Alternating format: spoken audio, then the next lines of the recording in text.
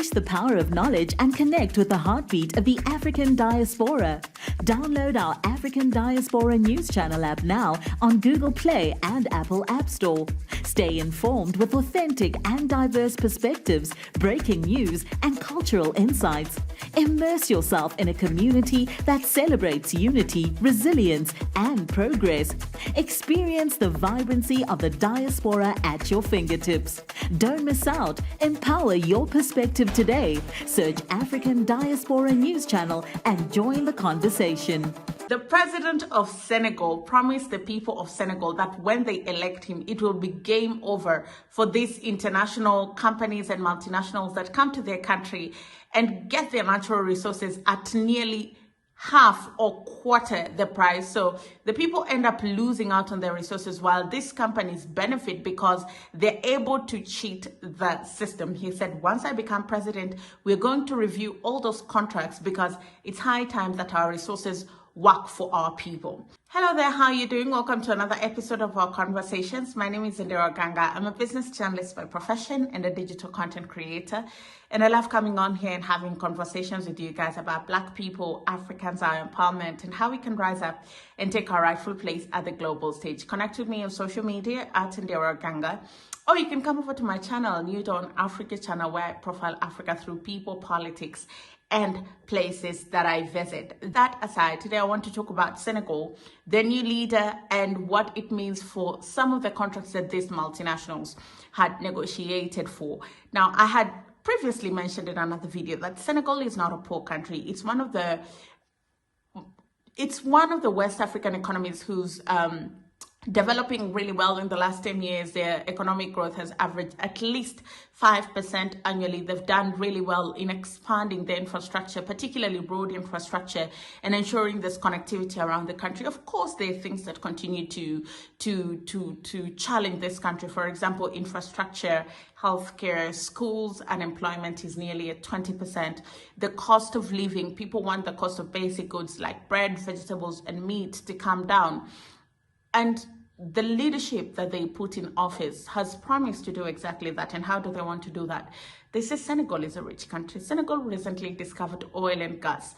And this is always a game changer, irrespective of what country you are and how poor you are.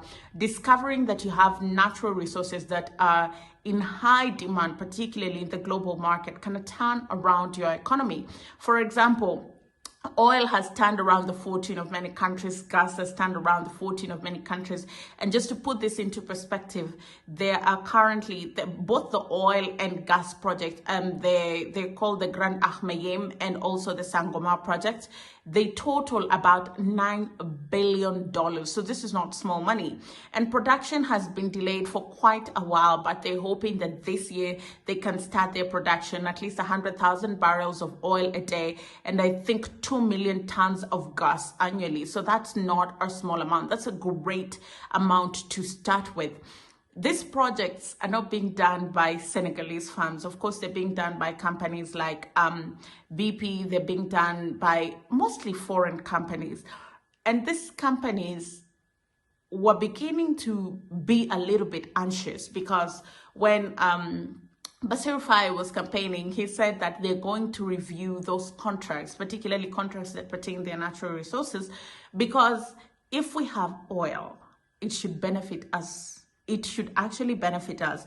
As the conglomerate that is coming here to do business, of course, you should make profit, but it shouldn't be at our expense as the local people of Senegal. We need to make profit from our natural resources so we can develop, because also the cost of exploring natural resources is really high. If you doubt me, look at Nigeria.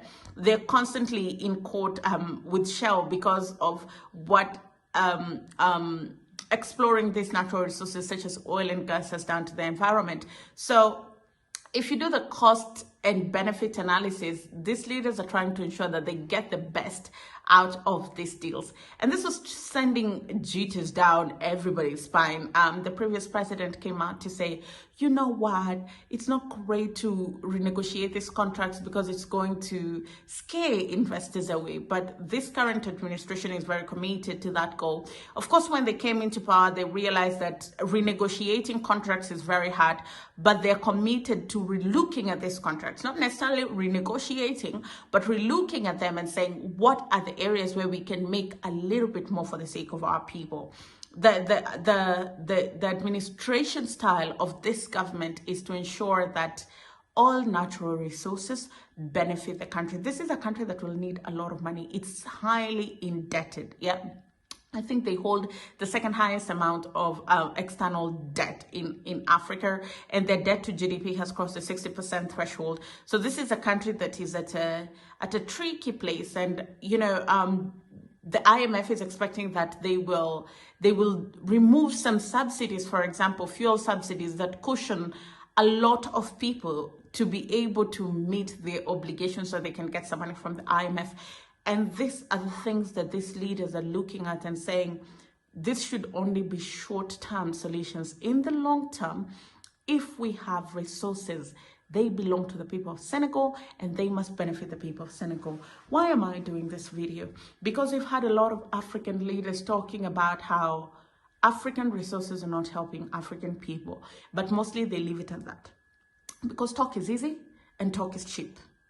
And put a lot of emphasis on the part where I say talk is cheap, because the moment also these investors realize that they cannot play in your face, they're going to opt for other countries. And trust you me, there is no shortage of African countries that are willing to sell their people short for short to medium term profit for very few people. And so it's great to see that there are leaders who are saying, even if we can't start where we wanted, we're going to start somewhere where we're going to review these contracts. We're going to see who gets what goes where. And even from this knowledge that we've gained from this, then it means the next time we're negotiating our contracts, we know better. And that is where African countries need to get. There's so many African countries that are rich in resources. And when we are negotiating, we are very greedy because it's 2 or 3 people that just think about their cut and their interest, and they do not think about the rest of the continent. And in reality, you're selling your inheritance and you're selling your children's inheritance and your future generation and the legacy of the continent for as cheap as $100,000 bribe or $200,000 bribes. And that has to stop. So I really hope that Senegal is successful in this venture, because it will show all other African countries that it's actually doable to go against the West and say, if you want my natural resource, then you play to the rules of the game that I set or that we set together. You don't get to dictate the pace at which we move it. This is a dialogue. This is a business partnership, and we're all equal on this table. Thank you so much for watching. I'll see you again next time.